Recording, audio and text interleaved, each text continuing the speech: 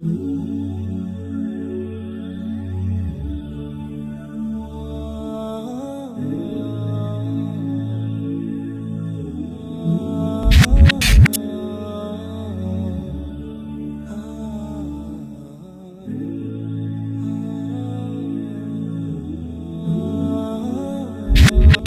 we're going to answer every single question you have, inshallah, that you couldn't get your answers for your own faith. So when you come to Muslims and ask, well, I why guess this, why that? I guess, Darren, I guess I'm being tempted a lot now to ask one question, and that is, I want to know more about the mercy of God in Islam, Okay. right? Because I've been fed this certain thing my whole life, right?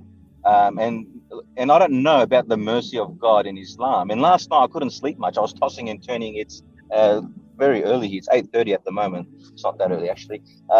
But I've been tossing and turning all night, and I kept getting like these whispers in my mind, which I used to call the small still voice, right? I used to think that was the Holy Spirit. And it's my own conscious mind talking to me. I'm realizing last night and asking me questions like, well, if God's so merciful, right? And he's all knowing, because I've heard you guys say this. I've heard you say this on the stream. Then why would he create this whole creation, and knowing if people like myself or my family members and all that are all going to go to hell and burn forever and ever and ever, and it kind of like it didn't create doubt, but more like anger and I wouldn't want to say hatred, but like just serious anger towards towards God in a sense. Yeah. And I know there's an answer for everything. I just need to find it. I just need to seek it. So what I would say is, when I in Islam, if we contemplate the mercy of Allah, and I think the mercy of God, it's actually very, very humbling. It's very, very humbling. In fact, there's verses in the Quran along the lines of, and I'm paraphrasing, so forgive me if I say things that are not exactly from the Quran, but that the one who transgresses against, oh, my servant who has transgressed against his own soul. So we who have made our sins and our errors against ourselves, do not despair from the mercy of your Lord, because he is the most forgiving, most merciful. In fact, we have this concept that if we were human beings who didn't sin, so imagine there was such a thing as a human being, all human beings didn't sin. There's a statement from the Prophet, peace be upon him, that if there were people who did not sin, I would wipe them away, and I would bring a people who did commit sins, and they would repent to me, and I would forgive them. So this concept about God manifesting his mercy and his forgiveness and his love in actually forgiving people is a really important concept. And we are fallible human beings, and we make good choices and we make bad choices, but Allah is the merciful and he can forgive us. But in terms of suffering, that's a really great question. And I think that as believers, because we believe that this life is not it. If you're an atheist and you think that actually, whatever I have in this life is all I'm going to receive, then suffering is very hard to understand. I mean, Hitler killed 6 million Jews, and he just really killed himself and got away with it almost. I mean, he didn't really have anything severe. But we believe that there is a life after this life, an eternal life, a life that does not end.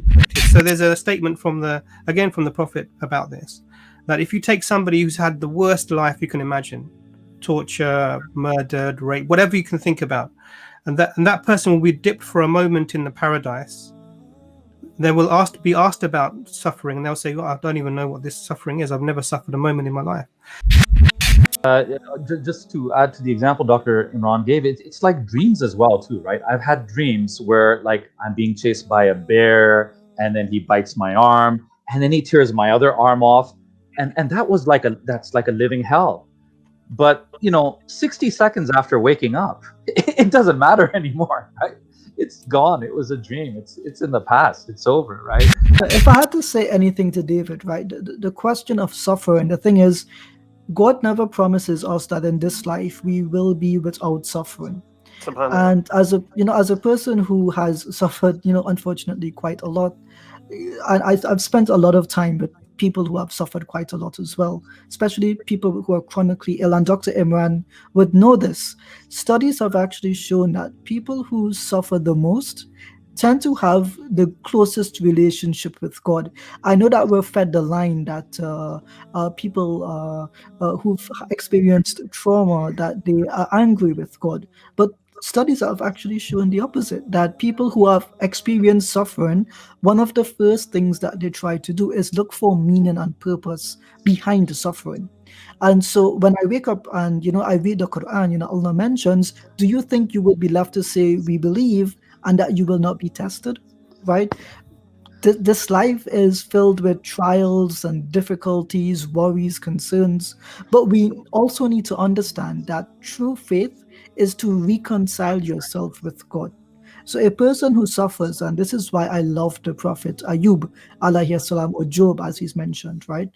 He suffered greatly, but he never became angry at God, at least in what the Quran mentions, right? Just ignore the biblical story for a moment.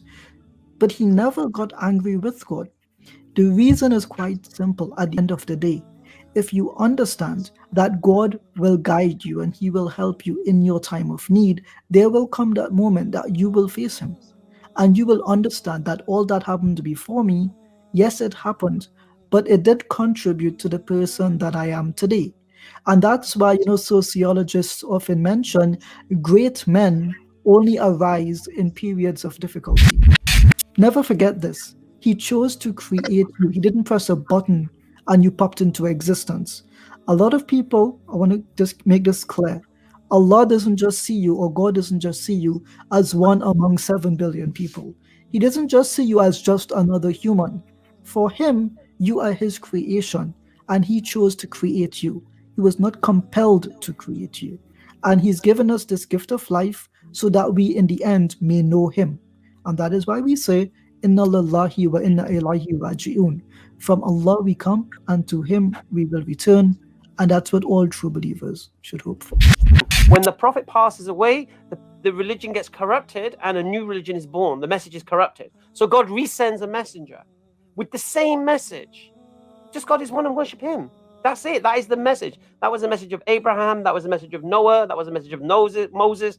The message of your beloved Jesus, and the message of Muhammad, peace and blessing be upon him.